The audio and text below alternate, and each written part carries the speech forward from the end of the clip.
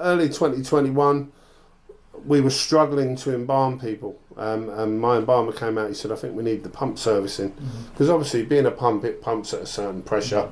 There are pressure gauges on it, and he said, I'm struggling to get fluid around people.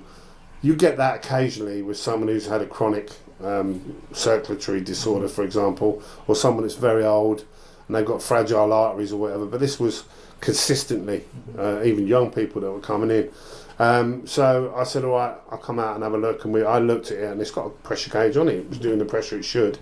So we then had a guy in who was 30.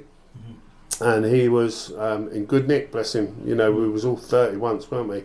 And he died suddenly. And when he'd had a full post-mortem, so we opened him up and took his viscera out and his heart and lungs that were in the bag. And then we manually started targeting the arteries, and he called me out there and he said, come and have a look at this.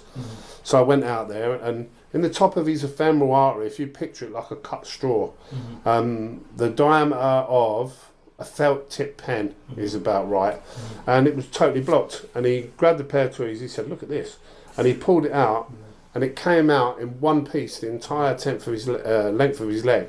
Now, a traditional clot, it's an impossibility. They're like jelly, no bigger than 15, 20 millimetre, and you could wash them down a plug hole. You know, and break them up with your finger. These are they're like, you showed me some. They're like rubber calamari, really tough.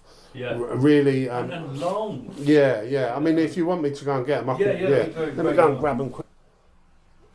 To clear their circulatory system, to be able to pump fluid round him. Early on I was finding them predominantly in people that had had a full post-mortem, and the reason for that obviously is